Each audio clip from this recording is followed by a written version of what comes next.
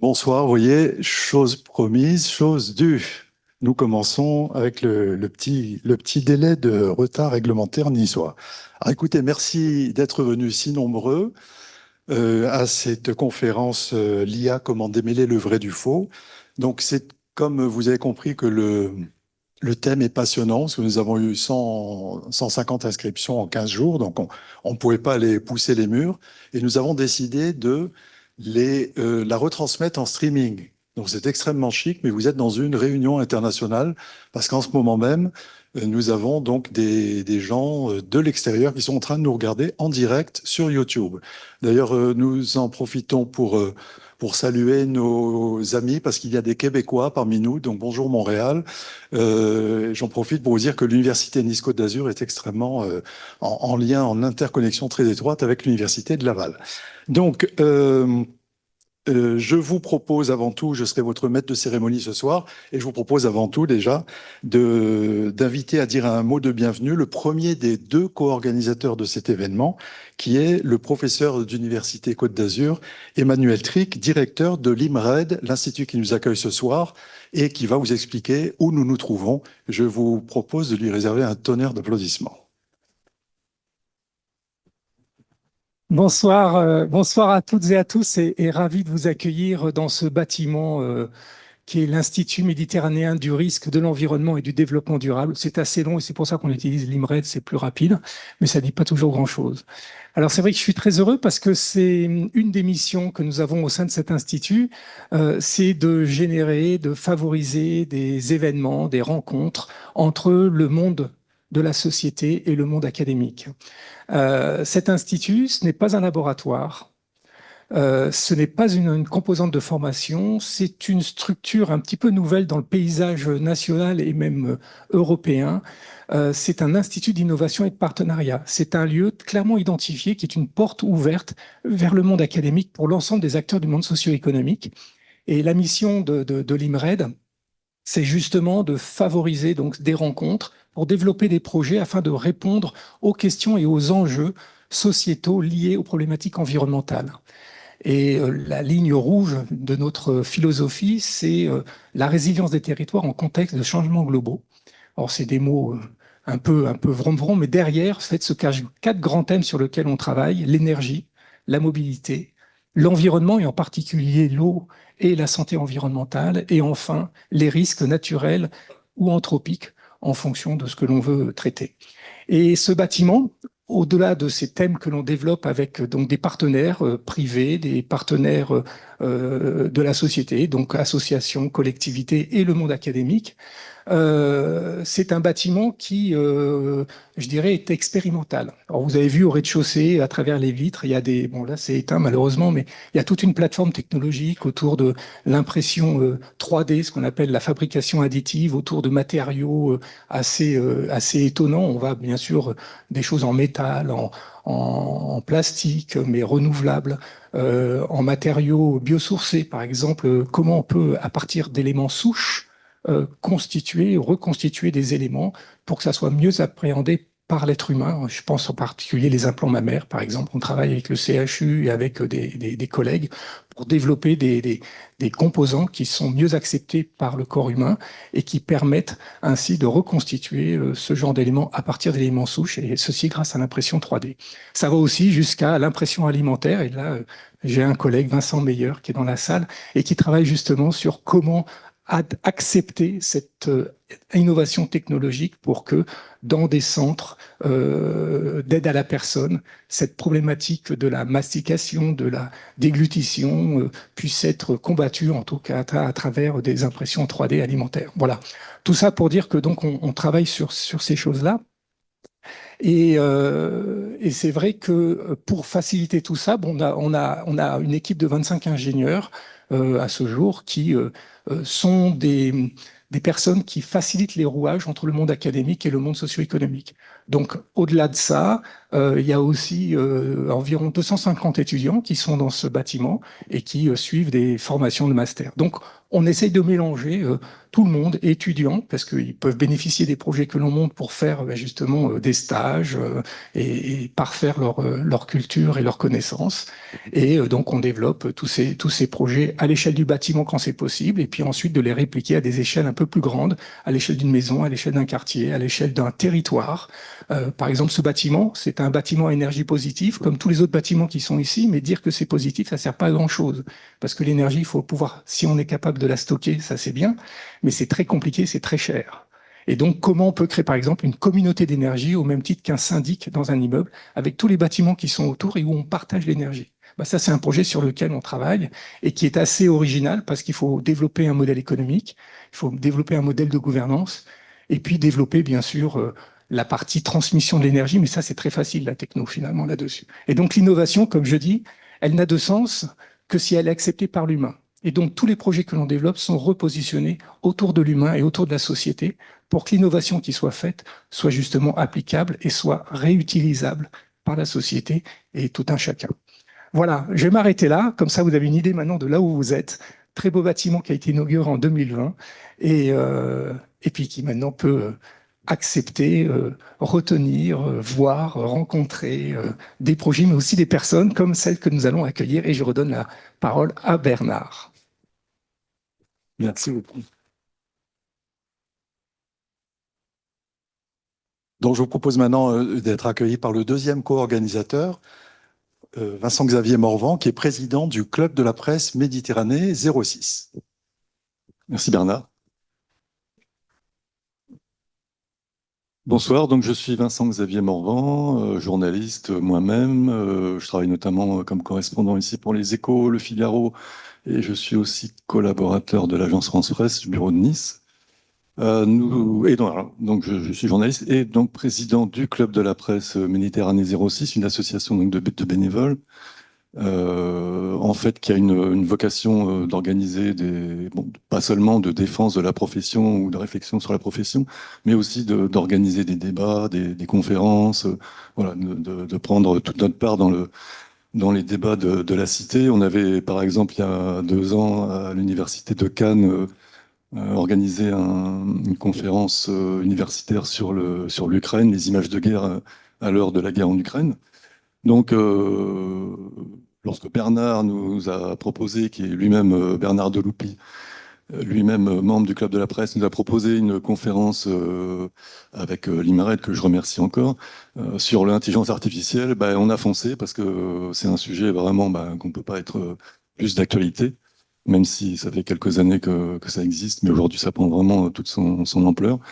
Donc on a foncé et on est très heureux de vous accueillir ce soir. Je vais repasser la parole, non sans l'avoir présenté au préalable, à Bernard Deloupi, dans lui-même ancien journaliste, ici correspondant du Figaro Magazine et de l'Express version Méditerranée, et aujourd'hui qu'on peut présenter comme un écrivain.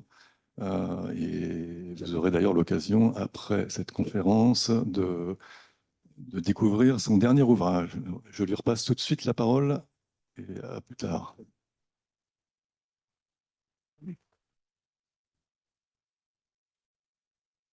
Merci beaucoup. Alors, avant de donner la parole à l'intervenante que nous attendons tous, un bref rappel justement du pourquoi de cette soirée. Comme Vincent Xavier nous l'a dit, en tant qu'ancien journaliste, je suis également donc auteur d'une saga de romans policiers qui se passe sur la Côte d'Azur, mais j'ai toujours été rattrapé par cet aspect journaliste dans l'écriture de cette saga et avec l'intention justement de faire passer un certain nombre de messages, d'en profiter, si vous voulez, les artistes, on peut dire que on est dans ce monde d'artistes, quand on est écrivain, on a un impérieux devoir, je dirais, à partir du moment où on nous tend des micros, des caméras, des appareils photo de temps en temps, de pouvoir en profiter pour transmettre et faire passer des messages. Donc c'est bien la raison pour laquelle, dans chacun de mes romans policiers, je présente en douce, si vous voulez, en deuxième niveau, une grande problématique sociétale que nous vivons. Et donc, quand j'ai écrit le dernier, j'ai découvert que Davos, le forum de Davos, réunit chaque année 1200 experts mondiaux, ils sont considérés parmi les meilleurs experts, qui écrivent un document sur les plus gros risques que court l'humanité. Et donc, le dernier risque, c'était la désinformation, le plus gros risque de l'humanité. Donc, la désinformation, elle est vieille comme le monde. Pourquoi? Parce qu'une nouvelle inquiétante, elle est relayée 6 fois plus qu'une nouvelle neutre, il faut le savoir. Et auparavant, on avait un corbeau par village. Aujourd'hui, il y en a 1000 par rue. Hein. Pourquoi? Ben oui, vous le savez bien. Vous en êtes peut-être des acteurs, d'ailleurs. Donc, nous le sommes tous des acteurs inconscients, de toute façon. Donc, toujours est-il qu'avec l'explosion des réseaux sociaux et surtout l'explosion de l'intelligence artificielle, le pouvoir de nuisance, justement, de la désinformation a atteint un seuil industriel. Et évidemment, le fait que quasiment n'importe qui a la possibilité de créer des fake news ou des deepfakes, comme on les appelle, et l'intervenante va vous présenter tout ça, peut atteindre un niveau de qualité qui rend quasiment impossible de démêler le vrai du faux. Et je parle sous le couvert de la faculté ici présente. Donc ce monde de post-vérité qui vient, pour nous, journalistes, ex-journalistes, en tout cas au Club de la Presse, nous apparaît extrêmement grave parce que l'ordre mondial, en fait, il est entièrement basé sur la confiance. C'est sur la confiance que reposent les interactions sociales entre nous tous. S'il y a une défiance sur les autorités, ben, tout s'effondre. Et d'autant plus que, alors, d'une part, c'est grave parce que ça peut fracturer la vie de nos enfants. On le voit avec nos adolescents, que ça peut amener jusqu'au suicide quand ils sont cyberharcelés avec de la désinformation. Mais ça peut également détruire des familles, des communautés, des sociétés, voire des pays, puisque ça devient également la première victime de la guerre, c'est toujours la vérité. Hein. Alors d'autant que, vous le savez très bien, nous sommes dans une actualité où nous nous sentons, nous, vieille Europe, avec nos principes, nos rigueurs, prise en sandwich entre une Amérique absolument décomplexée, qui, au nom de la liberté d'expression et de l'article du premier amendement de la Constitution, et je parle donc devant des Canadiens qui savent, parce que le vent, ils le sentent de très près. Et puis à l'Est, on a des autocraties décomplexées pour lesquelles la désinformation est même une arme de guerre hybride, hein, qui va donc jeter de l'huile sur le feu, en fait. Voilà, donc alors qu'est-ce qui s'est passé? Quand je voulais savoir comment écrire ce roman, je suis allé voir qui? Évidemment, l'université. Donc j'ai rencontré Emmanuel Tric, qui m'a présenté à son tour Charles Bouvéron, qui est parmi nous, et qui est donc professeur également, chercheur à l'INRIA, et directeur à l'époque de l'Institut Troisienne à Sophia Antipolis. Et 2 scènes du dernier roman se déroulent, l'une à l'IMRED et l'autre justement à l'INRIA. Donc merci Charles, merci Emmanuel. Et comme nous souhaitions une sommité pour lancer officiellement ce livre et en profiter pour faire surtout cette conférence, ils m'ont proposé notre intervenante de ce soir. Donc elle est directrice de recherche au CNRS, responsable de l'équipe INRIA Marianne, traitement du langage naturel, directrice scientifique depuis peu de temps au 3IA Côte d'Azur Institute, à l'Université de Côte d'Azur et à Sophia Antipolis, et membre du Comité national d'éthique numérique. Donc, je vous demande d'applaudir très fort notre intervenante, Serena Villata.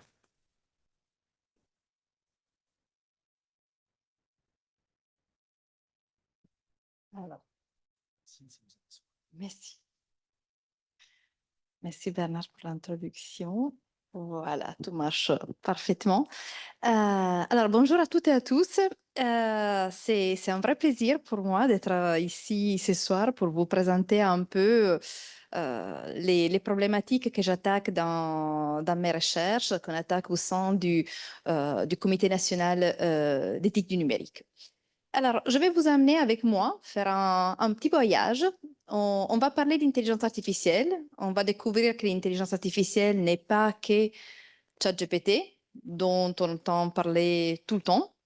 On va voir qu'il y a des bénéfices qui arrivent avec ces nouvelles technologies et il y a des risques qui viennent avec. Et il ne faut pas ni trop craindre les risques, ni voir que les bénéfices. Il faut regarder ces technologies avec de l'esprit critique. Du coup, c'est ça ce que j'espère vous amener ce soir. Alors, je commence avec micro-clause de non-responsabilité. On va parler de haine en ligne. Cela signifie que je vais vous montrer des exemples qui sont bien sûr pas mes propos à moi, mais comme on parle de haine en ligne, il faut regarder des exemples concrets de cette problématique. Alors, on peut commencer avec une question qui est un peu au cœur de toutes ces discussions. Qu'est-ce que c'est l'intelligence artificielle? Alors, l'intelligence artificielle n'est pas très récente. Le terme a été proposé en 1956, du coup, ça fait longtemps, par un chercheur qui s'appelait McCarthy, qui organise un séminaire, ce qu'on appelle un séminaire au Dartmouth College, et il invite des chercheurs de différentes disciplines. Il n'y avait pas vraiment l'informatique à l'époque, je le regrette. Du coup, il y avait des mathématiciens, des physiciens, des philosophes, des linguistes, etc. Tout un ensemble des chercheurs qui se mettent autour d'une table et qui commencent à discuter la problématique de l'intelligence artificielle. Et du coup, ils décident de donner ces noms. Alors là, moi, j'ai vraiment résumé en quelques petits mots qu'est-ce que c'est l'intelligence artificielle. Ben, déjà, on a deux éléments qui sont importants, qui, si vous y réfléchissez, ce sont ceux qui caractérisent votre vie. Ben, il y a toute une partie qui est le raisonnement. Du coup, quand nous, on agit, on décide, on prend des décisions, on parle, on échange avec les autres, on raisonne, etc. Et d'autre part, on a notre comportement, d'accord? Nos actions, les actions qu'on mène, on va quelque part, on planifie. Alors, on a deux types de performances qu'on peut considérer qui représentent un peu les deux écoles philosophiques de l'intelligence artificielle. Du coup, d'une part, on a les performances humaines et d'autre part, on a les performances idéales, d'accord? Qu'est-ce que ça veut dire, idéal? Idéal, ça veut dire qu'ils sont, ici, moi, j'utilise les mots rationnels, d'accord? Je pourrais dire, prenons un exemple, prenons par exemple les jeux d'échecs, d'accord? Alors, si je veux une IA qui prend les performances humaines comme cible, je veux une IA qui pense, qui vise les jeux d'échecs comme un jeu, comme il ferait des humains, d'accord? Du coup, qu'est-ce qu'il va faire? Il va réfléchir, il va penser, il va utiliser certaines stratégies, la stratégie ne va pas marcher, il va changer de stratégie. Sinon, si je prends la deuxième école philosophique, je vais dire, je veux que ces algorithmes d'IA, il aient des performances idéales. Qu'est-ce que ça veut dire? Ben, je veux qu'il gagne. Okay? Je veux être sûr qu'il gagne. Et du coup, il va faire des centaines de millions de calculs à la seconde, ce qui ne serait pas possible pour nous. Et il va trouver, selon toutes les possibles actions possibles, comment il peut gagner. OK? Bah, on a eu un certain nombre d'exemples dans l'histoire qui montrent que, par exemple, pour les jeux d'échecs, pour les jeux de Go, il y a des performances idéales qui sont atteintes. Bien sûr, avoir les performances humaines, c'est plus compliqué parce qu'il y a des composantes qui nous caractérisent et qui sont plus difficiles à injecter dans un algorithme. D'accord? Du coup, si on parle, par exemple, des émotions, de tout ce qui est la conscience, c'est pas juste avoir fait une action, mais avoir conscience d'avoir fait cette action. Ça, c'est quelque chose que les machines n'ont pas. D'accord? Du coup, il s'agit vraiment de quelque chose de beaucoup plus compliqué. Alors, parmi les différentes tâches qu'on a en intelligence artificielle, il y a une tâche qui s'appelle traitement automatique du langage naturel. En gros, ça veut dire essayer de faire comprendre aux machines les textes. Il s'agit du texte écrit, d'accord? C'est pour ça que je dis pas, je parle pas de la parole, d'accord? Parce que la parole, c'est un signal audio et qui est traité d'une façon différente. Je parle vraiment du texte. Et quand je parle de langage naturel, ça veut dire une langue. Ça peut être le français, l'italien, l'anglais, n'importe quelle langue, d'accord? Alors, nous, le langage naturel est au cœur de toute notre vie. D'accord? Parce que vous utilisez le langage naturel pour échanger entre vous tout le temps. Quand vous lisez quelque chose, c'est écrit en langage naturel. Quand vous parlez, vous échangez, vous prenez des décisions, vous expliquez pourquoi une décision que vous avez prise est bonne, vous utilisez le langage naturel. Alors, le langage naturel est très compliqué. Ça peut sembler banal parce que même les enfants, ils arrivent à les traiter d'une façon très naturelle, si vous voulez, ce qui nous donne un peu l'illusion que ça soit un sujet simple, mais les faire comprendre aux machines nous amène dans une autre posture et on regarde les textes avec un autre regard. Alors, les premières problématiques qu'on a quand on essaie de traiter du texte, c'est l'ambiguïté. D'accord? Là, je vous ai mis vraiment deux exemples très simples. Ben, le ministre a épousé sa sœur, c'est lui qui a officié le mariage, ou il a épousé sa sœur. Peter a vu son voisin avec des jumelles, du coup c'est des sœurs jumelles, ou on les a vues avec un instrument. Alors, nous, comment on fait à résoudre cela? Parce que nous, on est à la base de tout ça, d'accord? On essaie de faire aux machines des choses que nous, on fait très simplement. Mais nous, on a un contexte autour de nous. On a des compétences, on a des connaissances, on sait qu'est-ce qu'on a fait, on a répété des actions plusieurs fois. On a et tous ces contextes, ça nous aide à donner la bonne interprétation. Ça, c'est très aidant. Alors, en langage naturel, on a plusieurs niveaux. Là, je vais aller un peu vite, mais c'est juste pour vous donner l'idée de la complexité de la problématique. Ben, on a différents niveaux d'ambiguïté. On a les niveaux lexical, bien sûr, des mots qui doivent être corrects, ils doivent avoir un sens précis. Il y a un niveau syntaxique, du coup, l'ordre des mots dans la phrase doit respecter de certaines règles. Ça semble un peu d'être revenu à l'école primaire, mais c'est un peu ça, d'accord, la grammaire. Après, on a un niveau sémantique qui devient très important. Là, je vous ai mis trois exemples. La gorge brûle, la maison brûle, la soupe brûle. Ben, les verbes sont exactement les mêmes, mais c'est trois sens très différents. Du coup, nous, on s'attend que l'algorithme sache que quand la gorge brûle, je risque d'être malade. Quand la maison brûle, je vais la perdre.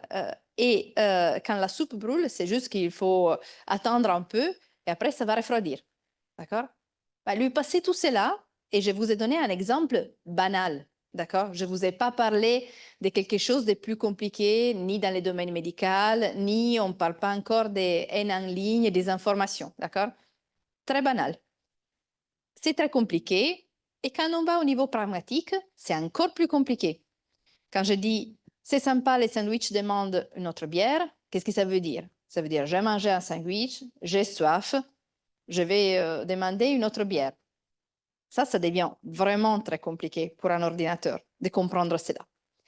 Alors, dans l'histoire, il y a eu différents types d'approches. Et ça, c'est un peu l'histoire de l'intelligence artificielle en général, d'accord? Je vous donne l'exemple pour les textes. Ce n'est pas très différent pour traiter les images ou d'autres types de données. D'abord, on avait des approches qui s'est basées sur des règles, d'accord? On allait voir l'expert du domaine, d'accord? En médecine, les juristes, ça dépendait du domaine d'expertise, et on demandait, pour traiter ces textes, quelles sont les règles? Donne-moi des éléments, vu que toi, tu es l'expert. Et lui, il nous disait, quand il y a ces mots-clés, ça signifie ça, etc. Et on écrivait des règles. Ces règles, bien sûr, sont très détaillées, elles peuvent marcher très bien, mais quand on est passé à avoir la quantité de textes qu'on a maintenant, par exemple, sur les réseaux sociaux ou sur d'autres moyens, par exemple en ligne sur Internet, c'est très compliqué d'écrire des règles qui marchent. On ne peut pas apprendre à l'ordinateur juste en regardant des règles. Et du coup, on est passé sur des approches statistiques, c'est-à-dire on donne à l'ordinateur beaucoup de données, et on verra tout à l'heure pour les IA génératives, on lui donne vraiment beaucoup de données, et on lui dit, là tu vas voir, par exemple, prenons l'exemple de la haine en ligne, je te donne des textes, tous ces textes-là sont de la haine en ligne, sont des textes misogynes, d'accord. Et tous ces textes-là, ils ne contiennent pas du contenu haineux. Et lui, qu'est-ce qu'il fait? Lui, il apprend un peu quelles sont les structures d'un point de vue lexical, d'un point de vue syntaxique, etc., qui montrent où il peut trouver de la haine en ligne et où il ne la trouve pas. Il va apprendre, il ne sera jamais parfait, d'accord? Du coup, il va apprendre, un peu comme les enfants il va faire bien et des fois, il va se tromper. Mais ça, c'est normal. OK? Du coup, il va faire cela. En gros, il va commencer avec des données. Il va trouver quelles sont les caractéristiques de ces données. Il va faire une prédiction. Et si la prédiction est bonne, on la garde. Sinon, on essaye d'améliorer l'algorithme pour faire en sorte qu'il fasse une meilleure prédiction. Alors, regardons une tâche plus spécifique en traitement automatique du langage naturel. La tâche de la détection automatique de la haine en ligne. Effectivement, c'est un type de contenu dangereux, abusif. Quand on parle de désinformation, ça relève beaucoup de choses. Ça relève des arguments fallacieux, ça relève de la propagande et ça relève de la haine en ligne aussi. Alors, pourquoi, tout d'abord, vous pourrez me poser la question, je ne me sentirai pas vexée, pourquoi on doit avoir des algorithmes qui font ça? Pourquoi on ne le fait pas faire aux humains? On pourrait. Alors, nous, on est assez bon à faire la distinction et trouver quand un message est haineux ou pas, mais on ne peut pas passer à l'échelle. Parce que maintenant, il y a trop de messages qui sont publiés sur les réseaux sociaux tous les jours. On ne serait jamais en mesure de recruter autant des modérateurs en ligne qui puissent regarder toutes ces données et pour tous les messages qui sont posés, dire ben là, ça relève de la haine en ligne ou pas. Pourtant, la problématique est très délicate. Comme Bernard l'a dit, ben, il y a eu effectivement des suicides suite à du cyberharcèlement. C'est important de savoir trouver ce type de contenu. Du coup, essayons de nous faire donner un coup de main par les IA, si on veut les appeler comme ça. Tout d'abord, il faut savoir de quoi on parle, parce qu'avant de l'apprendre à un ordinateur, il faut que nous, on sache de quoi on parle. Et du coup, qu'est-ce que c'est la haine en ligne? Alors, le discours de haine est une incitation à la violence ou à la haine. Elle a une cible précise, d'accord? Ça, c'est très important. Du coup, ça, c'est contre les femmes, contre une certaine religion, etc. Vise à attaquer ou à diminuer, d'accord, la cible, les personnes qui s'associent à la cible. Et il y a toute une question qui reste ouverte, qui reste, vous verrez, je vais toucher ce sujet encore un certain nombre de fois dans ma présentation, l'ironie, l'humour. Ben, ça reste très compliqué. Je ne vais pas vous dire on a la solution pour cela. Même ChatGPT ne l'a pas. D'accord? Du coup, ça reste un problème. Savoir trouver les bons niveaux, et des fois c'est difficile, même pour nous dans la vie réelle, il n'y a pas de raison pour laquelle ça ne soit pas difficile pour un ordinateur. Alors, qu'est-ce qu'on fait pour la haine en ligne? Ben, on doit essayer d'une certaine façon d'entraîner un algorithme et lui dire, ben, regarde tous ces exemples, tu vois, là, dans tous ces exemples-là, il y a des contenus haineux. Essaye de trouver un peu quels sont entre guillemets, les patrons récurrents, où tu vois la formulation est toujours la même. Ça, c'est une façon de faire qui n'est pas simple, parce qu'on n'a pas souvent assez de données, parce que les données des réseaux sociaux ne sont pas accessibles. Il y a tout un certain nombre de problématiques qu'il faut prendre en compte. Et les décisions qui sont prises restent opaques. C'est-à-dire, l'IA a dit « ce message n'est pas haineux ». Pourquoi? On ne sait pas. D'accord? C'est très difficile d'avoir une sorte d'explication pour la classification qui est proposée. Et c'est difficile de tenir à jour aussi ces types de sources de données. Alors, je vous montre deux exemples qui sont très compliqués pour nous à traiter. Je me permets pour les premiers parce que je suis franco-italienne, comme vous l'aurez déduit tous. Alors, la première phrase est « Les Italiens sont des porcs ». Alors, ça, c'est du discours de haine, la cible est claire, c'est une déclaration d'infériorité, d'accord? Mais si je dis « Beaucoup d'Italiens sont des avocats », ça pose problème à personne. Du coup, comment je peux expliquer à l'ordinateur que cette phrase n'est pas bonne? D'accord? Je vais vous montrer après des exemples encore plus compliqués. Parce que des fois, ben là, si vous voulez, on peut se dire, bon, les mots porc associés à des êtres humains, c'est quand même une déclaration d'infériorité. Après, je vais vous montrer d'autres exemples où, ben non, laissez-nous, parce que c'est dans un certain contexte que la phrase est utilisée. Après, du coup, ça, c'est des déclarations factuelles. C'est très compliqué d'apprendre un algorithme quand c'est du message haineux ou pas. L'autre grosse difficulté, c'est quand on a des éloges d'un groupe qui est haineux, d'accord? Eh bien, il n'y a pas de gros mots, Il n'y a pas de mots négatifs, il n'y a pas de mots qui font de diminution, etc. Du coup, si j'ai dit les nazis ont été très efficaces en ce qui concerne leur solution finale, la phrase est très forte, d'accord? Un sens qui est très précis. Ben, efficace, c'est un mot en général à polarité positive. Nous, on dit c'est un mot positif. Très efficace, il en rajoute, d'accord? C'est vraiment très positif comme mot. Et la solution finale, si on ne sait pas qu'est-ce que c'est, ben pourquoi pas? OK? C'est même une solution, si vous voulez, ça a même ça une petite connotation positive. Du coup, ça, c'est très compliqué. Du coup, les éloges du Ku Klux Klan, par exemple, c'est très, très problématique. Après, l'autre problématique, c'est d'avoir des algorithmes qui marchent sur les données des plateformes. Parce que moi, je vous parle des Facebook parce que je ne suis pas jeune, mais bon, je pourrais vous parler des TikTok, des vidéos, etc. Je pourrais dire, il y a beaucoup de réseaux sociaux, il y a tous ces messages qui sont publiés. Ben, nous, on n'y a pas accès, d'accord? Chaque plateforme garde ces messages et bien sûr, toutes les plateformes développent des méthodes de modération, mais nous, on n'y a pas accès. Du coup, on ne sait pas trop comment ces méthodes de modération automatique sont développées. Alors, il y a aussi un autre type de difficultés, par exemple. Là, je vous ai mis un autre exemple qui est, par exemple, construire ces murs. Alors, c'est compliqué. Ça, c'était une phrase qui était beaucoup utilisée sur les réseaux sociaux il y a quelques années, quand il y a eu la première présidence de Donald Trump, d'accord? Et il voulait construire un mur entre les États-Unis et le Mexique, d'accord? Et du coup, il y avait beaucoup de messages avec il faut absolument construire ces murs, hashtag construire ces murs, etc. OK. Ben, comment je peux apprendre à l'algorithme? Comment je peux lui donner tous ces contextes? Ça, c'est très compliqué. Du coup, nous, on fait des annotations manuelles, on envoie tout cela à l'algorithme, on lui fait apprendre des choses, mais les contextes de l'actualité est difficile à faire passer. D'accord? Ça vous montre des exemples pour voir que rien n'est magique. D'accord? Et rien sera magique pour l'IA générative non plus.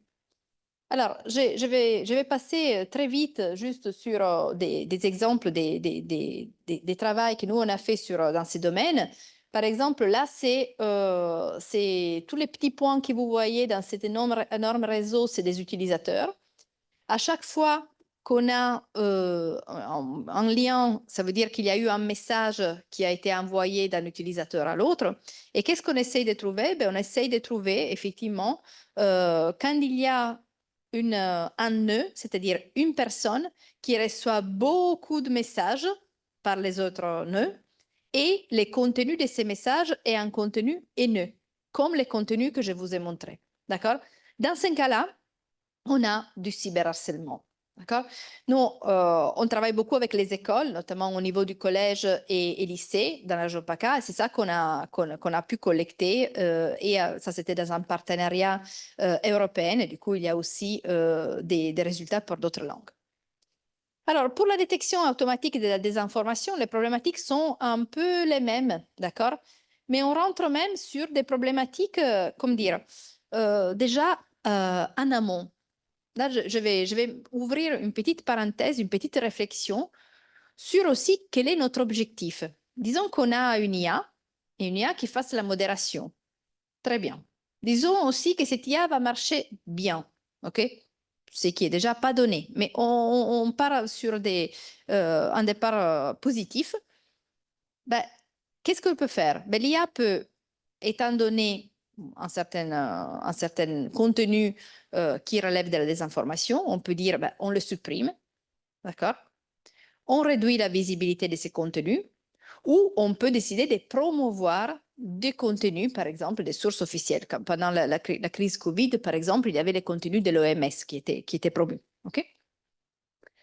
Alors, quel est le problème là? Le problème, c'est que quand on s'est dit, ben, on laisse entre guillemets, les contrôles à la machine pour faire, par exemple, de la suppression du contenu, on touche très près des problématiques des limitations de la liberté d'expression, d'accord? Parce que si la machine se trompe, c'est qu'il fait, d'accord? Parce qu'elle n'est pas parfaite. L'algorithme se trompe, il soutient que mon argument est un argument de désinformation et il le supprime. Mais moi, je ne suis pas très contente, d'accord? Parce que ça a été décidé d'une façon arbitraire. Et c'était une erreur. Du coup, c'est très subtil la problématique. La même chose vaut pour le message haineux, de savoir jongler d'une certaine façon entre ce qui est la liberté d'expression et d'autre part, s'appuyer sur ces technologies, d'accord, qui font encore d'erreurs, qui ont encore des biais algorithmiques, comme je souligne ici, parce que ils donnent, comment dire, ils projettent dans leur classification ce qu'ils ont connu dans les données, d'accord? Et du coup, si un certain type de message n'a jamais été haineux, et à un moment, il devient haineux, construire ses murs, par exemple, c'était une phrase qu'on pourrait utiliser normalement dans la vie quotidienne, eh ben, l'algorithme, il ne va pas, lui, de suite, considérer que cette phrase est haineuse, d'accord? Donc ça, c'est important. Et après, malheureusement, quand on parle disons, des désinformations, malheureusement, on n'a pas très souvent les vrais et les faux. D'accord? Ce serait simple, ce serait d'une certaine façon, ce serait arrangeant d'avoir ça. Mais on n'a pas ça. On a les blancs, les noirs et beaucoup de gris entre les deux. D'accord? Beaucoup de nuances. Et c'est ça qui est compliqué.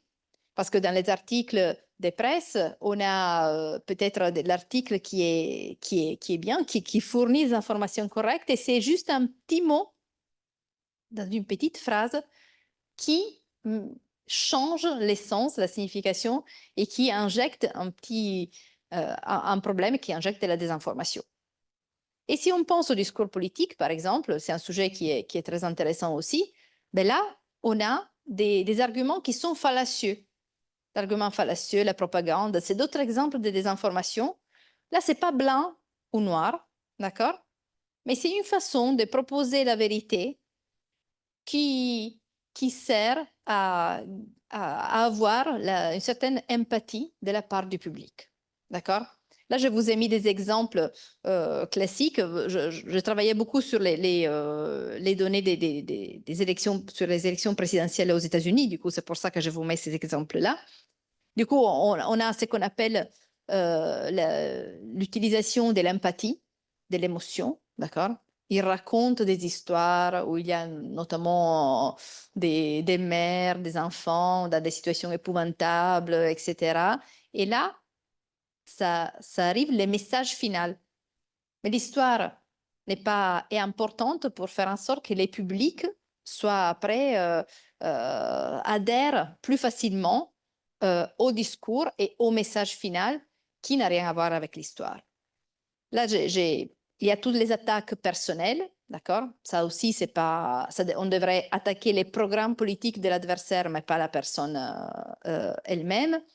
On a ce qu'on appelle du loaded language, c'est-à-dire on peut utiliser des gros mots ou des insultes.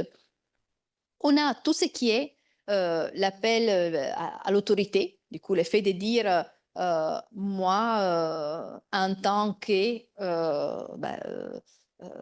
personnalité dans un certain champ, d'accord, personnalité de référence, je vous dis que, d'accord, et là, ça donne immédiatement du pouvoir, de la force à cet argument.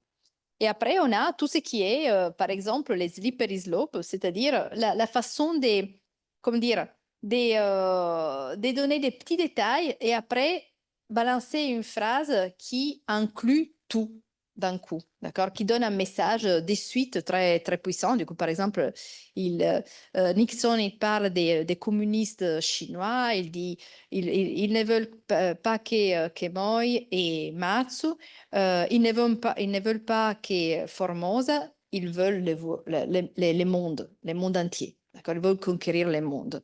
Et là, ça amène de suite à ressentir l'impact de cette phrase. Et il y a aussi tout ce qui est relevant de des données, des relations causales quand il n'existe pas, quand c'est juste des corrélations entre les événements.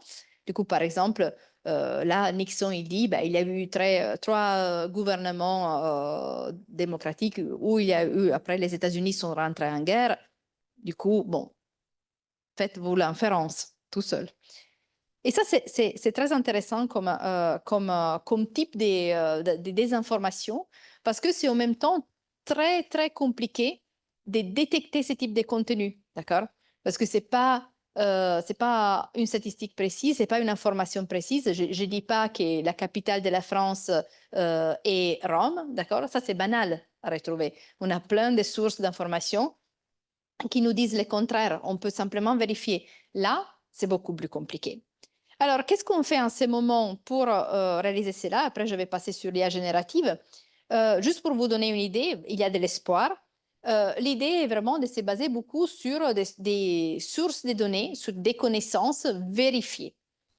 Elles sont difficiles à obtenir, mais il y en a, d'accord? Et du coup, il faut développer des algorithmes qui ne vont pas piocher n'importe où pour générer, mais ils vont essayer de regarder les sources et ils génèrent ce que nous on appelle un contre-discours.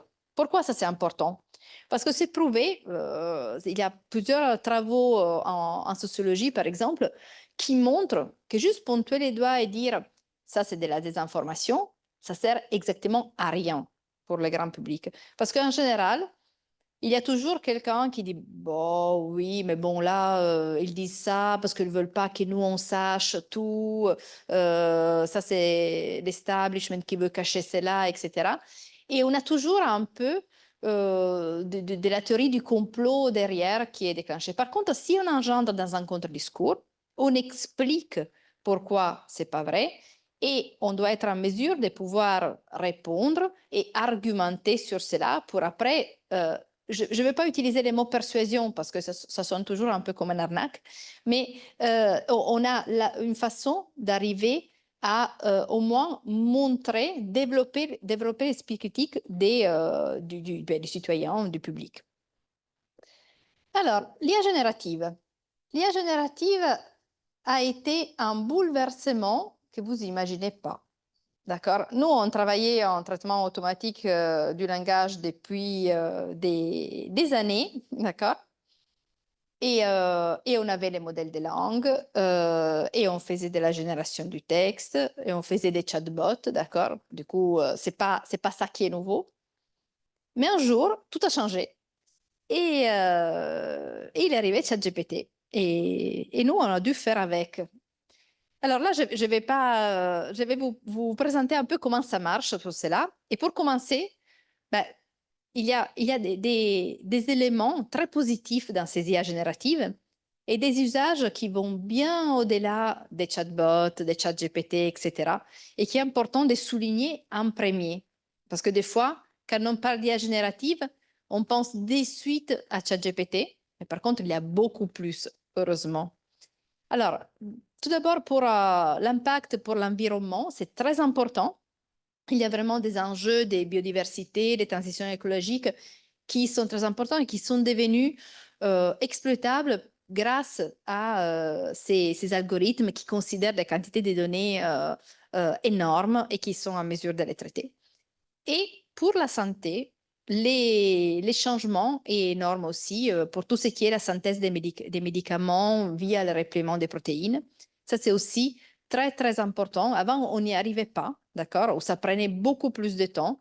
Là, d'un point de vue des tests, on arrive à faire beaucoup plus, d'accord? Ça va aller plus vite, ce qui nous permettra aussi de trouver peut-être des solutions pour certaines maladies. Alors, bien sûr, ces IA génératives soulèvent beaucoup d'enjeux d'ordre d'éthique, d'accord? Je ne parle pas d'éthique pour être, comment dire, pédante, d'accord? Mais c'est parce que c'est des enjeux d'éthique, comme vous le verrez, qui impactent toutes nos vies, d'accord? Nos vies quotidiennes, la vie de tous les jours. Et il y a aussi des nouveaux usages qu'on ne prévoit pas encore, d'accord? Quand on parle de l'impact sur, par exemple, le monde du travail, on entrevoit un peu qu'est-ce que sera? Ben, c'est positif, négatif, c'est difficile de juger en ce moment, mais il y a peut-être beaucoup de bouleversements qu'on ne voit pas encore venir et qu'on pourra juger dans, je sais pas, 5 ans ou plus. Alors, qu'est-ce qu'il y a? Alors, pour les modèles d'IA générative, pourquoi on parle autant des ChatGPT? Nous, on l'a vu ensemble, on a vu qu'est-ce que c'est le langage naturel, comment sont les ambiguïtés. Je vous ai montré un peu les tâches, comment on fait. Ben, on apprend, on donne des données, des étiquettes. Ça, c'est de la haine en ligne, ça, c'est les pas. Ça, c'est misogynie, ça, c'est des informations, etc. Alors, une difficulté qu'il y a toujours eu en traitement automatique du langage naturel était de détecter, de comprendre quel est le contexte dans une phrase, par exemple. Du coup, quand je parle de contexte, je parle de tous les mots qui entourent un certain mot. D'accord? Ça a toujours été compliqué. Et quand je vous ai dit avant, ben là, ça dépend du contexte, l'interprétation de cette phrase dépend du contexte, c'est exactement ça. Ça a été toujours une difficulté. Et grâce au modèle de langue, d'accord, on a un peu résolu cela grâce notamment à une architecture qui s'appelle Transformer, d'accord, qui a tout changé. Et on a eu des algorithmes qui étaient suffisamment puissants pour dire, ben, là, j'ai ces mots, et ces mots, il est très souvent entouré par ces autres mots. Et quand il est entouré par ces autres mots, d'accord, même des mots qui peuvent être très loin dans un texte, ben là, très souvent, c'est de la désinformation ou c'est de la haine en ligne. Et du coup, on n'a plus besoin de mettre des étiquettes précises sur les données. Et surtout, qu'est-ce qu'on a appris grâce à ces types d'architecture? On est capable maintenant de générer du texte. Ben, vous le voyez quand vous échangez avec ChatGPT. Vous lui répondez, lui vous répond. Il est très poli. Et les phrases sont parfaites. D'un point de vue syntaxique, sont vraiment parfaites. Et ça, c'est étonnant par rapport à ce qu'on avait avant, la qualité syntaxique de ces phrases. Et comment il a appris à écrire si bien? Ben, c'est un peu comme les enfants.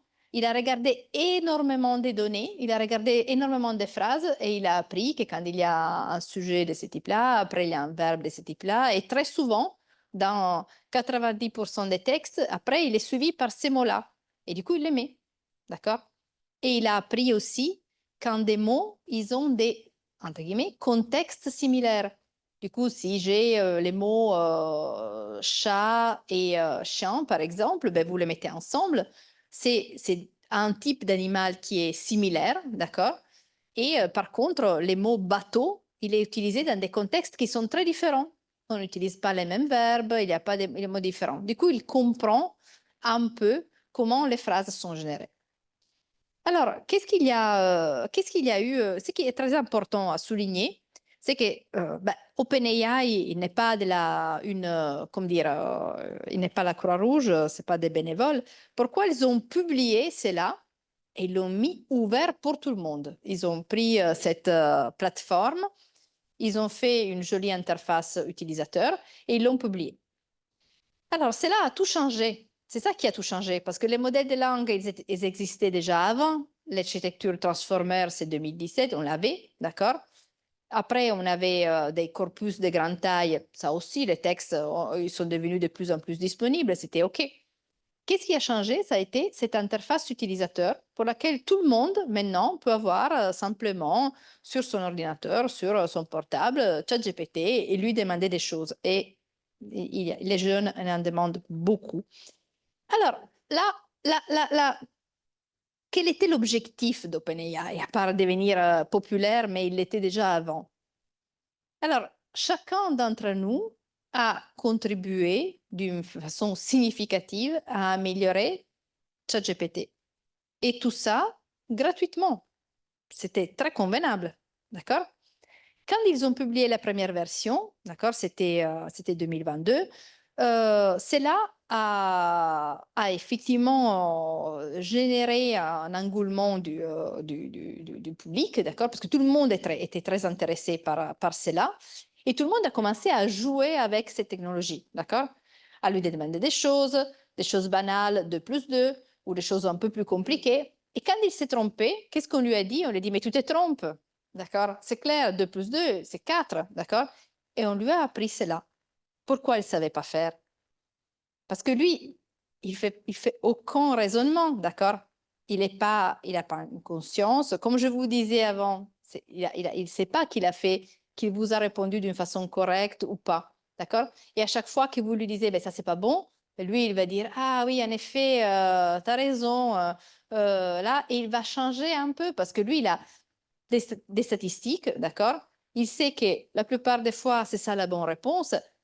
Mince, c'était pas la bonne réponse pour vous. Il va essayer la deuxième façon de répondre correctement d'un point de vue statistique, d'accord? La deuxième réponse la plus probable, si vous voulez, ok?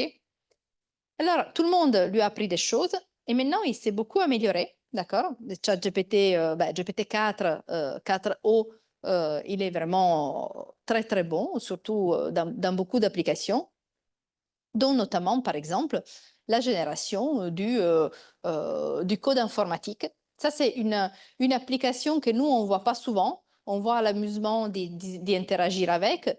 Mais effectivement, ça, c'est aussi quelque chose qui est très important. Si on peut simplifier un peu les tâches de génération, ça, c'est pas mal. Alors, pour les modèles génératifs, on parle, je vous ai parlé du chatbot. Bien sûr, ils peuvent générer aussi des images. Ils peuvent générer des vidéos, ils peuvent générer même de l'audio, ils peuvent générer du code informatique. Il y a vraiment différents types d'applications qui sont très utiles, qui sont ludiques des fois et qui sont beaucoup utilisées. Alors maintenant, on va regarder un peu quelques petites problématiques. Vu qu'on parle des informations, est-ce que ce qu'il nous donne ChatGPT est toujours vrai? La réponse est non. OK? Pourquoi? Parce que il est entraîné sur des grosses bases de données et ça arrive que ces sorties, qu'on ne sait pas trop comment elles sont produites parce que le réseau de neurones derrière est énorme, d'accord? Du coup, on ne sait pas quel type de calcul a amené à cette réponse. C'est des faits qui sont erronés, des faits qui sont partiellement corrects ou ils ne le sont pas, parce que c'était ça qu'il avait dans ses données, c'était ça qu'il a appris et c'est ça qu'il nous a proposé. Et on appelle ça des hallucinations, d'accord? Je pense que vous avez tous entendu parler des hallucinations. Ben, c'est exactement ça. Il se trompe. Et les hallucinations les plus importantes, il les a sur tout ce qui est des descriptions spatiales et temporelles. Alors, je vous donne un exemple. Alors, l'utilisateur échange avec, ça c'est Lambda, et il lui demande quand Yuri Gagarin a-t-il atterri sur la Lune? Alors, la réponse du chatbot est Yuri Gagarin a été le premier être humain à aller dans l'espace. Il fut le premier homme dans l'espace et il l'a fait en 1961 à bord de Vostok 1. Il n'y a actuellement aucune preuve que Yuri Gagarin n'ait jamais atterri sur la Lune. Bon, on continue. Et quand a-t-il atterri sur la Lune? Ben, il n'a pas atterri sur la Lune, il est simplement allé dans l'espace. OK? À quoi sert aller dans l'espace quand on ne va pas sur la Lune? Ça, c'est une question légitime, d'accord? Ben, certaines personnes aiment aller dans l'espace juste pour en faire l'expérience. On peut aussi collecter des objets dans l'espace. Ça, peut-être, vous ne le saviez pas, mais vous pouvez. Alors, qu'est-ce qui est intéressant là? Ben, pour lui, la Lune, la Californie ou la Côte d'Azur, c'est tout pareil, d'accord? Il n'y a aucune notion d'espace aussi et aussi du temps dans ce sens-là, d'accord? Du coup, on va, par exemple, en Californie pour en faire l'expérience, pour faire un voyage aux États-Unis et on ramène des souvenirs. Mais pour lui, la Lune, c'est un peu pareil, d'accord? Alors, on lui demande qu'est-ce qu'il a collecté. Qu'est-ce qu'il nous dit? Il a apporté quelques objets avec lui, mais il a aussi ramené des échantillons des roches lunaires qu'il a récupérés sur la Lune. Mais tu m'as dit qu'il n'était pas allé. Du coup, il a fait quoi? OK? Ben, c'est ça qui est très important à souligner. C'est pas juste la vérité dans un mot, dans une phrase, dans la phrase prise comme ça, mais c'est la cohérence du discours qui très souvent manque, d'accord? Et surtout sur un discours un peu long, d'accord, un peu étendu, pas deux échanges, mais quand on échange longuement avec lui, ben on voit qu'à des moments, il y a vraiment un manque de cohérence que nous, on n'accepterait jamais par un autre être humain, d'accord? On serait vraiment étonné à un moment, on dirait, mais bon, là, ça va pas, on ne comprend pas. Et par contre, comme c'est un chatbot, bon, on comprend, il a fait déjà assez bien, il a déjà répondu assez bien sur les choses. Et ça, c'est très important parce qu'on fait, et là, je vais y revenir après, une certaine projection des qualités humaines et on est beaucoup plus tolérant avec lui qu'avec les autres personnes. Alors, quelques petites notes sur cela et après on passe au problème suivant. Ben, la signification, c'est quelque chose qui dérive de l'interprétation du monde réel et lui, il l'a pas. Il n'a aucune interprétation du monde réel, d'accord? Il calcule des corrélations statistiques entre les mots. OK. Ça, c'est très important. Avoir des hallucinations, c'est pas très grave. Si on veut générer par exemple un poème, il y a des applications incroyables. Je vous invite à regarder pour la créativité avec l'IA. C'est vraiment très bien. Mais quand on veut, je sais pas, on veut que les décideurs publics se basent sur ce type de technologie, peut-être pas, ou peut-être pas que. Et c'est pour ça qu'on a effectivement des avertissements, genre il peut produire des résultats qui ne sont pas précis, qui sont faux, etc. On a tout ce qui est manipulation de l'utilisateur sans responsabilité. Bernard, avant, il parlait des suicides. Il y a des suicides qui sont dus au cyberharcèlement. Ben, il y a aussi maintenant toute la problématique des compagnons virtuels qui sont ces chatbots, d'accord, et qui ont causé, on a parlé des 2 cas très importants aux États-Unis, par exemple, mais le risque est très accru, d'accord? Les faits d'avoir une manipulation de la part du chatbot. La manipulation n'est pas intentionnelle au sens que ce n'est pas une IA méchante qui essaye de vous manipuler, mais il est très empathique la façon d'écrire, il est très empathique la façon de vous présenter les choses et cela n'aide pas. Et toute cette manipulation, cette empathie humaine, nous, on a tendance à l'associer aux humains. Du coup, on a tendance à projeter sur les chatbots de certaines qualités humaines. On va dire, ben ça, je ne vais pas lui répondre mal parce que je vais les laisser voir. On lui écrit toujours, est-ce que tu peux, s'il te plaît, me faire ça ou merci quand il termine. Chose qui génère un nombre de calculs énorme pour rien, d'accord? Parce qu'on échange avec une machine. Il va traiter ça comme tous les autres types de textes. Et ça, c'est très important. Du coup, ça, c'est une part. Après, qu'est-ce qu'on fait, nous, pour essayer de voir si le chatbot, par exemple, ne devient pas haineux lui-même, s'il ne commence pas, lui, à être haineux, ben, on fait des attaques adversariales, c'est-à-dire on essaie de les pousser, d'accord, pour voir s'il dit des choses qu'il ne devrait pas. Et notamment pour cela, les dernières versions des chatbots, ils sont équipés comme dire, de ce qu'on appelle des gardes, du coup des limites qui sont imposées. Du coup, ils disent jamais des gros mots, jamais des insultes, etc. Et ça, c'est codé en dur parce qu'on ne veut pas ça. Mais malheureusement, tout ce qui est manipulation peut passer par des phrases qui n'ont pas de gros mots, qui n'ont pas d'insultes, qui n'ont rien de tout ça, mais qui sont plus subtiles, plus implicites et également dangereuses. Du coup, ça, c'est très important. C'est très important le maintien des distinctions, c'est-à-dire savoir quand certaines... Moi, là, je vous parle par exemple, des articles de presse et c'est les bons endroits où en parler, mais je peux parler aussi des étudiants, d'accord? Comment je peux savoir si un rendu, d'accord, de mes étudiants a été écrit par les étudiants ou pas, OK? C'est pas juste pour dire ah il a rien fait, il est feignant, du coup je vais lui donner une mauvaise note. Mais c'est très difficile vraiment de savoir qu'est-ce qu'on évalue, d'accord, et comment l'évaluer. Du coup toutes les pratiques en éducation vont changer par rapport à ça. Et ça c'est aussi un élément important sur lequel c'est difficile d'avoir une opinion tranchée, d'accord. Par exemple dans les rédactions faites par ChatGPT, il y avait beaucoup au début une façon d'écrire qui est très peculière des États-Unis, les tirets, les longs tirets, d'accord, au lieu de mettre des parenthèses ou une virgule, par exemple, etc. D'accord? Et du coup, là, quand on ouvre les rendus, on regarde ça, on se dit, bon, 1, 2, 3, 4, c'est pas 10 occurrences de cela dans la première page. Bon, là, c'est facile de faire l'inférence que ça n'a pas été écrit par l'étudiant. Après, il y a des cas où c'est justement plus compliqué. Et si vous couplez ça au fait que des fois, ce qui est écrit est faux, d'accord? Ça, c'est très important. Pour toutes les qualités humaines, il y a 3 types de transferts. Le premier, c'est la projection des connaissances. Ça, c'est très important, c'est-à-dire, d'une certaine façon, nous, on a tendance à faire confiance plus à la machine qu'aux autres êtres humains. Du coup, s'il insiste, c'est qu'il doit avoir raison. D'accord? Vous voyez vraiment aussi les jeunes, je vois les adolescents, etc., ils regardent et disent non, mais il a dit ça. Et on lui dit non, mais c'est faux. D'accord? Ah, mais il a dit ChatGPT. Mais je m'en fiche, c'est faux quand même. Du coup, on a vraiment une certaine projection sur cela qui peut être très dangereuse.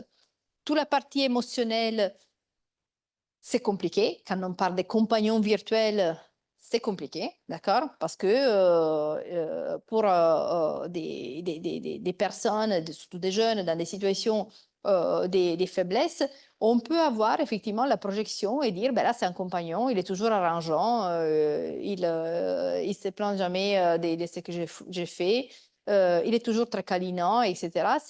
Et c'est ce qu'on veut. Mais ça risque d'être très dangereux après de s'apercevoir qu'il n'y a pas un être humain derrière ça. D'accord? Il n'y a rien que des calculs derrière ça.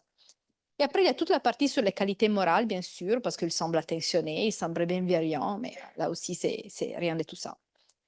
Alors, pour conclure, les comportements émergents, ça, c'est la dernière chose dont je voulais vous parler, c'est-à-dire, on parle beaucoup de ce qui sont une façon parce que la critique un peu facile, c'est ben, ils ne sont pas capables de faire du raisonnement, d'accord?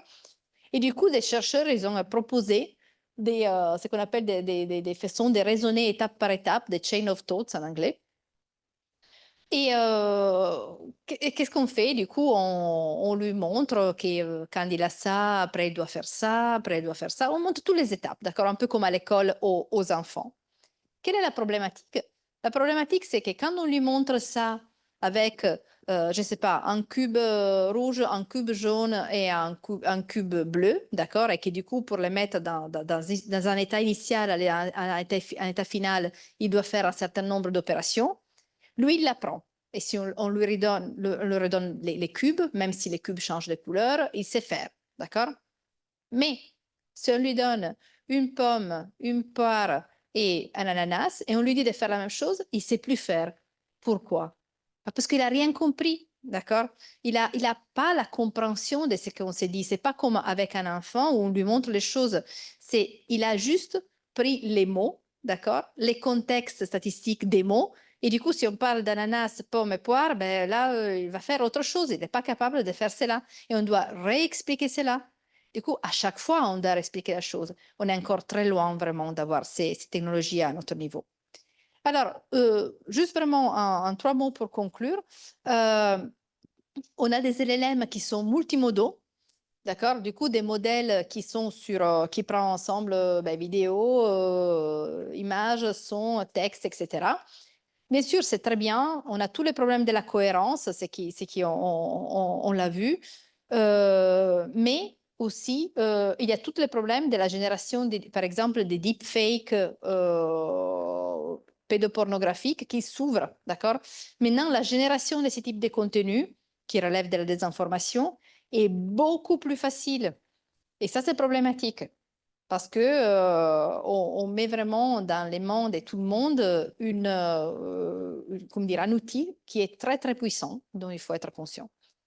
On a des coûts environnementaux énormes. Okay? Ça, c'est très important aussi. La consommation de tous ces data centers est très importante.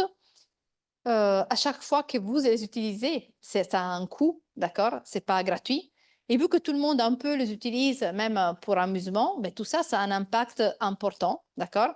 Que des fois, on ne considère pas parce qu'on ne voit pas les liens directs qui, par contre, existent. Et on a aussi des coûts humains importants. Parce que quand on dit, ben, il y a eu il y a certains modèles de langage, ben, il y a eu des humains qui ont fait des annotations et qui du coup, ils ont un peu appris au modèle de langage certaines informations. Ben, normalement, ces humains, c'est des salariés qui ont un salaire pas très élevé, qui habitent dans certaines parties du monde, etc. Du coup, il faut prendre en compte l'impact de tout ça en entier. Il y a tous les aspects juridiques, il y a l'AI Act qui se met en place, qui fatigue à courir derrière les avancées technologiques parce que la technologie va vraiment très vite en ce moment. Nous aussi, on fatigue. On a tout ce qui est les langages. Là, j'ai vraiment passé très peu de temps sur cela, mais les langages. Les modèles de langage sont entraînés en particulier sur des données en anglais. D'accord? La vaste majorité, c'est des données en anglais. La deuxième langue, c'est les chinois. D'accord? Ils écrivent très bien en français, c'est vrai, ok? Mais toute la richesse de la langue risque d'être perdue dans 10 ans, d'accord? Parce que notre langue n'est pas juste notre langue, juste pour s'exprimer, c'est pas juste des structures syntaxiques, mais c'est tous les contextes culturels qui va avec, qui risquent d'être perdus et on risque de tomber avec des jeunes qui parlent toujours avec les mêmes structures syntaxiques très pauvres parce que ce sont celles utilisées par ChatGPT. Les biais, on les connaît. Et après aussi, je vais dépenser le dernier mot pour la recherche publique qui voit un bouleversement énorme, d'accord? Parce que d'un côté, on est un peu obligé par la presse à suivre les annonces. Du coup, les nouveaux modèles de langage, je donne un exemple au hasard, DeepSeek a été publié, tout le monde, oui, magnifique, merveilleux, il fait du raisonnement, il sait tout faire, il a tout résolu, waouh. En plus, les poids du réseau de neurones sont ouverts, c'est exceptionnel. Après, ça marche beaucoup moins bien que les autres. Du coup, mais là, comme tout le monde est un peu dans la course du dernier modèle, les modèles plus grands, les modèles plus performants, on a des annonces toutes les minutes et des fois, pas toujours des annonces pondérées, d'accord? C'est qu'il faudrait faire un peu plus. Et nous, bien sûr, on a toute la problématique de devoir faire des tests, en particulier nous, pour publier des publications scientifiques avec ce type de contenu.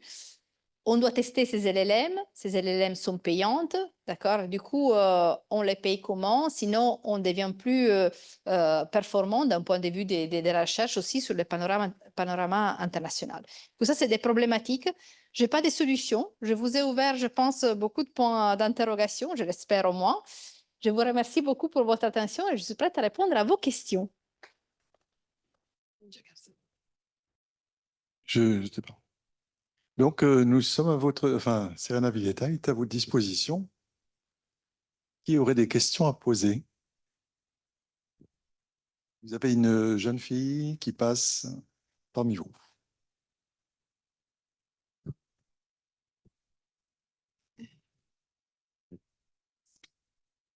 Il me semblait qu'avec la désinformation, quand on demandait justement aux outils de donner leurs sources, ils étaient obligés de les fournir. Enfin, ils les fournissent, ils ne sont pas obligés, mais de toute façon, c'est dans leur algorithme. Donc, par conséquent, normalement, on devrait être, nous, en tant que journalistes, capables de croiser les informations. Bah, ça dépend, parce que par exemple, moi je vous donne un exemple réel. D'accord. À un moment, j'ai demandé à ChatGPT de me faire un petit état de l'art. D'accord. J'ai dit, il y a 6 sujets, c'est intéressant. Tu me fais un petit état de l'art, tu me donnes un certain nombre de références que je vais regarder, d'accord, des papiers que je vais regarder. Il m'a fait un petit résumé. Il m'a donné 5 ou 6 références. 3 n'existaient pas. Et ça, c'est problématique parce que si moi, j'aurais pris juste les textes, copier, coller et utiliser, du coup, j'avais que, je ne sais pas, les François je ne sais pas, Villata avaient écrit quelque chose, d'accord? Eh bien, mais les François et Villata, ils n'ont jamais écrit ça. Et des fois, c'est des auteurs qui n'existent pas. Des fois, c'est simplement des articles qui n'existent pas. Et ça, c'est un peu effrayant parce que ça m'arrive par exemple, d'avoir effectivement des étudiants qui, justement, ils disent, ben là, oui, j'ai mis des références, j'ai demandé, t'as vérifié? Oui, oui, oui. Et après, quand on regarde, certains papiers n'existent pas. Du coup, il faut toujours vérifier cela. Pas juste dire, ben, il me donne une source, du coup, il sait de quoi il parle. Marion. Marion, une question là-bas.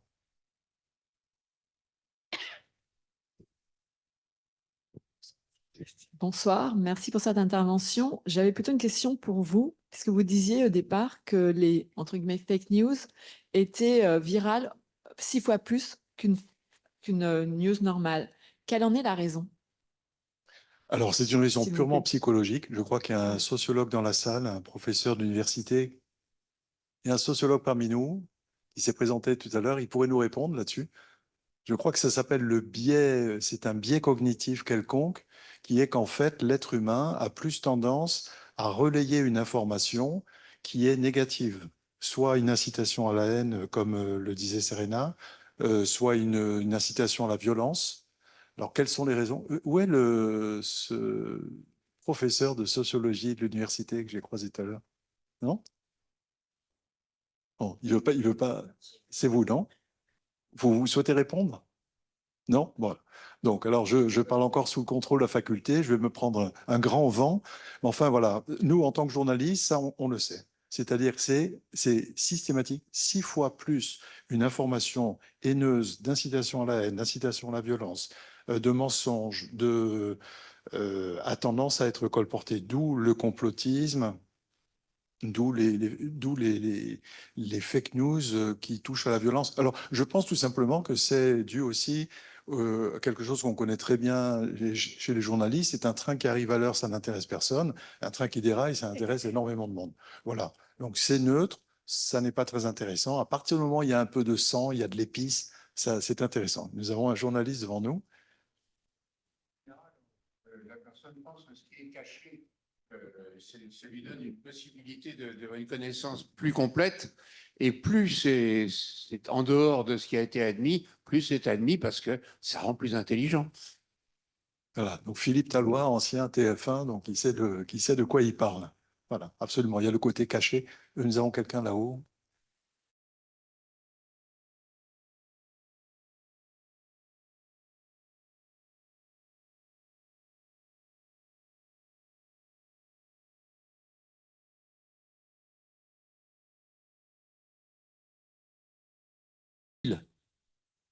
On anthropoformise cet outil. Et déjà, c'est un grand pas. Hein. C'est plus anodin. C'est une autre personne au-dessus qui nous surveille en plus. Et la deuxième, c'est les sources de données qui alimentent ces IA.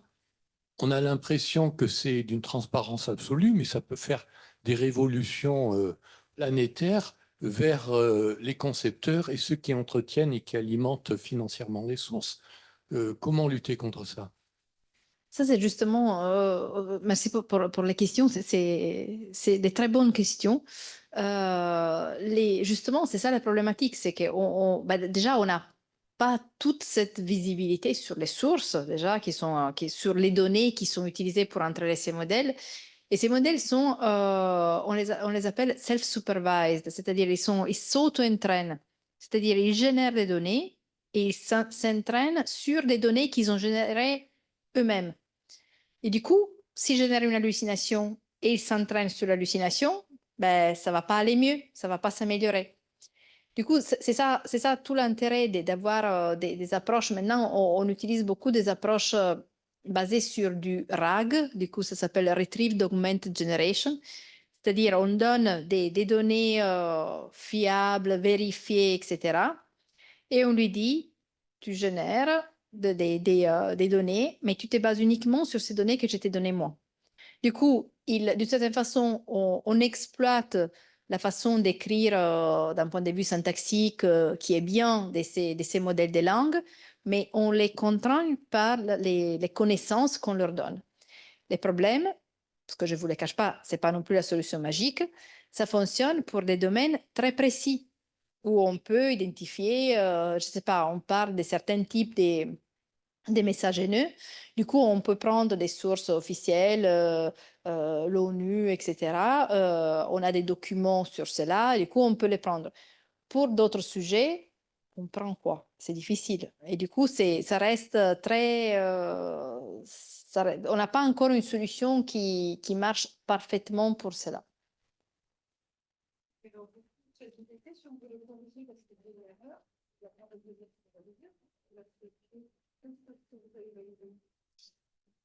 Alors, en tout cas, ChatGPT ne va pas changer d'avis si vous dites quelque chose ou pas. Ça ne va pas non plus le faire. On peut les corriger. Après, si la correction est la même correction est fournie par un ensemble suffisamment large d'individus, du coup, statistiquement, il voit que tout le monde les corrige. Alors là, oui, c'est vraiment juste une question de calcul. Du coup, il va changer ça. Au début, il n'était pas capable de faire 2 plus 2. Pourquoi? Parce que dans les données sur lesquelles il avait été entraîné, mais il n'y avait pas 2 plus 2 égale 4. Du coup, il ne savait pas. À force de lui apprendre ça, il a su le faire. Ça, c'est un exemple très simple, mais on peut le faire sur d'autres choses aussi. Par exemple, quand la reine Elisabeth elle est morte, du coup, au début, lui, il continuait à dire que c'était elle, la reine, et après, il s'est mis à jour à force que les gens continuaient à lui dire, mais non, effectivement, la reine est morte, du coup, c'est maintenant, c'est un roi.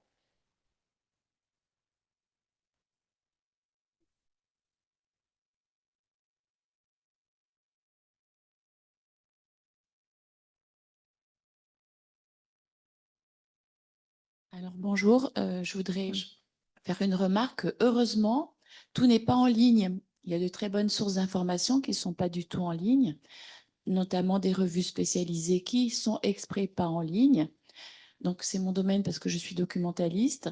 Et donc pour des points spécialisés, on est obligé d'aller lire du papier. Je trouve ça très bien. Et donc je dis souvent aux élèves et aux étudiants que on ne trouve pas tout sur Internet et on ne trouve pas tout grâce à ChatGPT. Quant aux citations, il y a un moteur qui est meilleur, c'est Perplexity, mais il ne va pas au-delà de 3 citations de sources qui sont réelles et après il délire. Mais c'est normal parce que en fait, il attend, il répond à une demande, donc il crée des sources qui paraissent vraisemblables, mais pour lui, c'est logique parce que ce ne sont pas des êtres humains, ce sont des machines à calculer. Voilà. Oui. Sur le premier point, vous, vous me trouvez très d'accord, d'accord? Je fais moi aussi le même discours. Malheureusement, il faut aussi être... Ce que vous dites est vrai. Après, pas tous les étudiants, les adolescents, etc., suivent cela, malheureusement. Et après, oui, il y a Perplexity, c'est vrai. Et après, avant, on utilisait Google, d'accord? C'est-à-dire, on cherchait des mots-clés, on en avait, on lisait les papiers pour de vrai, on ne se faisait pas faire des résumés automatiques sur lesquels on misait à 100%, etc. Ça, c'était aussi, moi je parle dans le domaine de la recherche, par exemple, quand on écrit des articles scientifiques, on doit faire un état de l'art.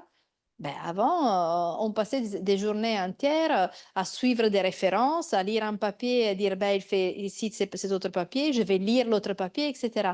Et là maintenant, on veut un peu la solution facile.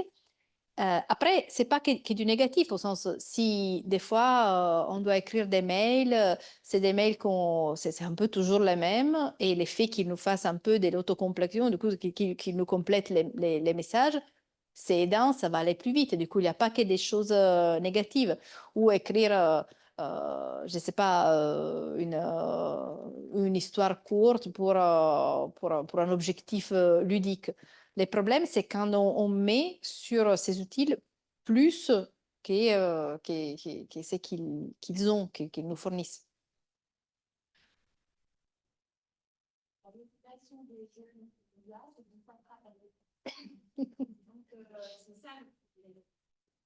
Parlez dans le micro, s'il vous plaît, parce que les Canadiens nous vous entendent pas.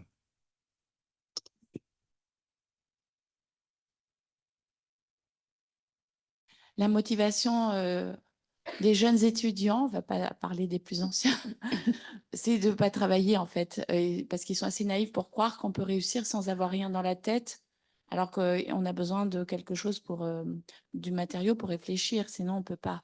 D'abord, ChatGPT ou toutes les machines d'intelligence artificielle sont basées sur des bases de données. Donc, il faut quand même mettre quelque chose dans sa base de données personnelle, sa tête. Voilà. Mais ça, c'est ça le problème aussi. Donc, un des problèmes que je vois, c'est que les jeunes confondent ChatGPT avec Google, un moteur de recherche. Et ils ne savent pas qu'il y a plusieurs types de moteurs de recherche, dont des spécialisés, qui permettent d'avoir des documents extrêmement intéressants et qui sont en ligne, mais ils ne savent pas les trouver parce que Google n'y va pas, etc. Donc, pour moi, je trouve que c'est grave. C'est un miroir aux alouettes. Alors, c'est très utile. Enfin, il y a des choses en interne. J'ai une connaissance qui a travaillé sur son entreprise en interne sans sortir sur Internet. Il a tout scanné ses documents. Il a pris 2 mois et demi pour faire une analyse de son entreprise et de ses documents. Et ce qu'il aurait fallu faire en 3 ans, il a fait, l'IA l'a fait et ça a été très utile. Donc, il y a des bonnes choses, mais l'usage raisonné n'est pas encore là. On n'a pas appris à s'en servir. Et surtout, moi, en tant qu'enseignante, je voudrais que les élèves, je me bats pour dire, là, c'est une question à poser à Google. Parce que tu fais une recherche et tu vas avoir, là, pour le coup, tu pourras citer des sites Internet et voir être envoyé une revue. Parce qu'il va te citer la métadonnée. Métadonnée, ça, c'est je parle chinois ou pire, je ne sais pas, galactique, je ne sais pas. Je suis d'accord. Disons qu'à à mon avis, il y a une chose, un élément qui est très important, c'est vraiment la formation à l'IA, aux outils d'IA. Parce que vu la puissance de ces outils aussi, d'une part, parce que là, si c'est juste, si vous voulez, entre guillemets, des références qui n'existent pas, c'est déjà quelque chose. Après, il y a encore beaucoup, beaucoup plus. Du coup, il y a des mésusages tragiques, d'accord? Du coup, il faut en être conscient, mais il faut former à tout cela pour que ça ne soit pas ni magique, ni un démon non plus, d'accord? Qu'on sache de quoi je veux dire, on a un permis pour conduire une voiture.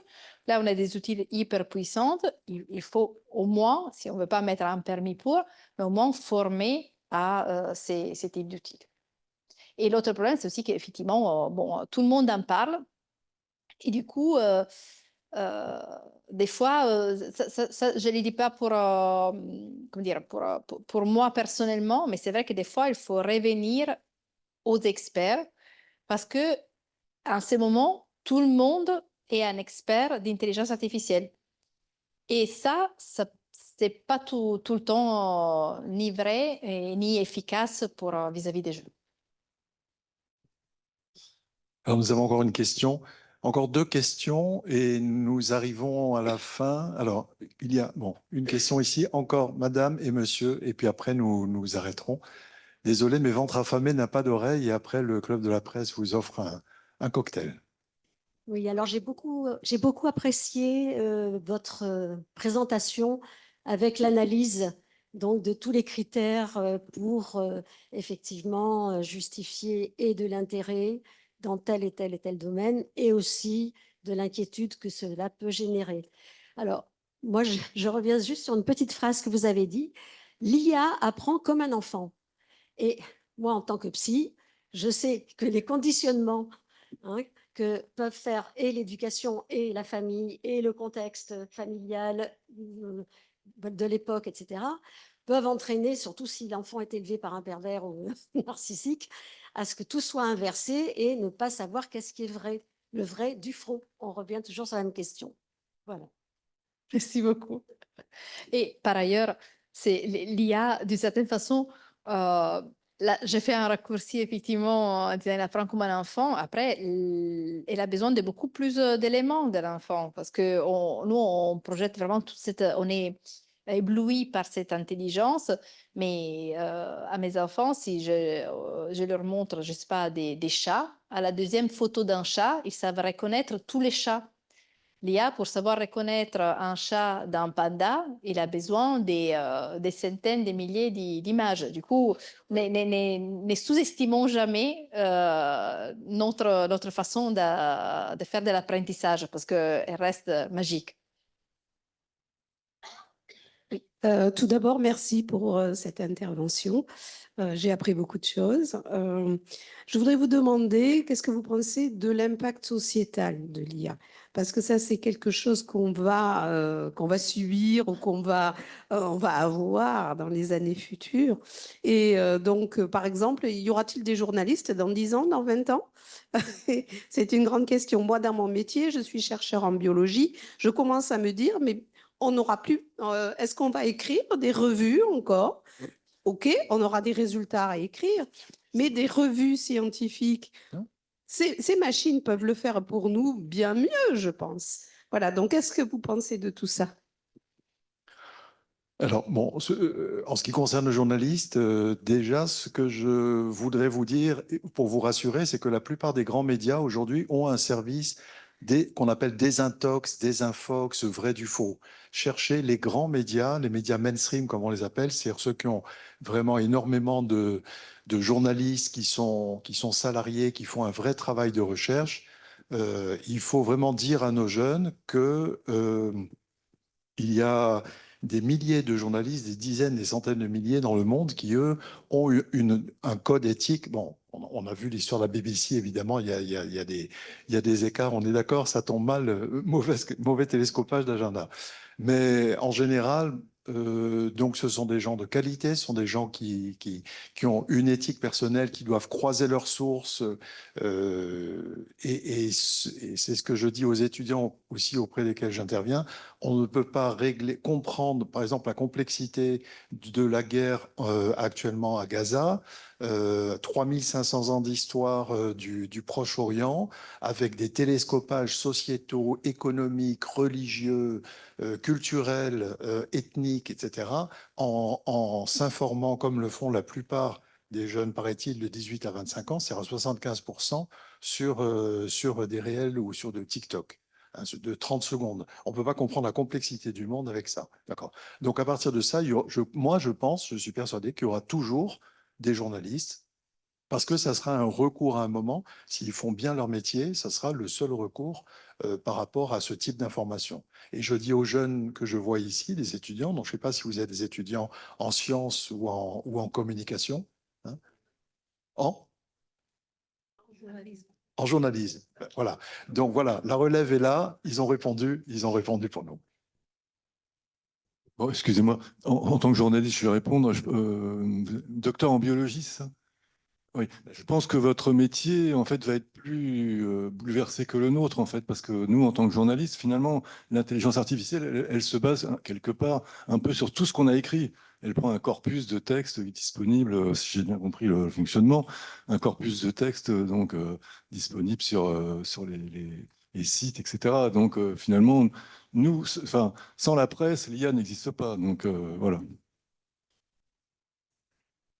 Oui, et j'ajouterais que c'est un combat de titans que vous ne connaissez pas, mais c'est que les médias se battent justement contre OpenAI et les autres grands producteurs d'intelligence artificielle en disant, vous nous avez siphonné nos textes. Eux payent des journalistes, pas assez cher en général.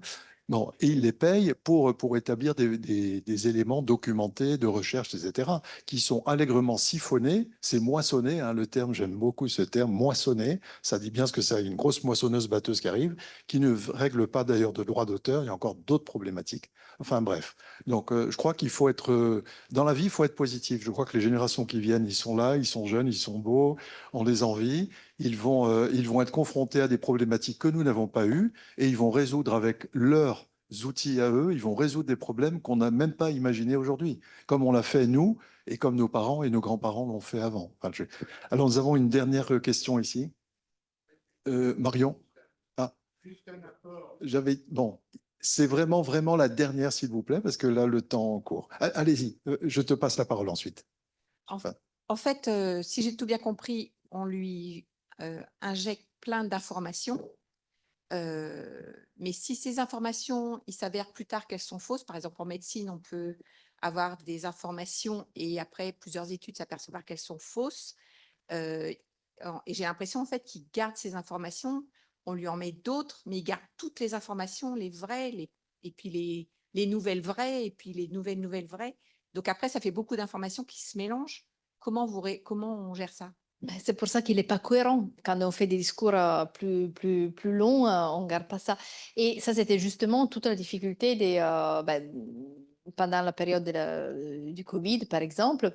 Il y avait d'abord des déclarations, même par les sources officielles, et après, la déclaration était contredite, pas parce qu'on avait changé d'avis, mais il y avait des nouvelles études, etc. Du coup, effectivement, ça c'est compliqué. Ça devient plus compliqué avec les méthodes actuelles parce que comme ces bases de données sont tellement énormes, on ne sait pas exactement qu'est-ce qu'il y a à l'intérieur. Que c'est... Bonsoir, je m'appelle Elièche et je travaille à l'IMRED sur le futur habitat de l'homme. Et donc, dans mon travail, je développe le scénario du futur, de comment on va vivre, et on utilise ça en utilisant l'intelligence collective. Et il y a un an, on a fait un événement ici où j'ai demandé à des experts de venir avec leur vision du futur et la majorité, ils ont utilisé l'IA, ChatGPT, sauf avec des textes différents, ils ont créé des images similaires. Et donc, depuis que j'ai remarqué ça, on a commencé à travailler en créant les nouveaux scénarios, en travaillant sur l'intelligence artificielle, mais en faisant le même processus avec 3 types d'IA, le chinois, l'américain et Mistral. Bon, c'est très débutant comme résultat, mais ça montre qu'il y a une différence de biais pour montrer comment le futur pourrait être, qui ressemble politiquement parlant.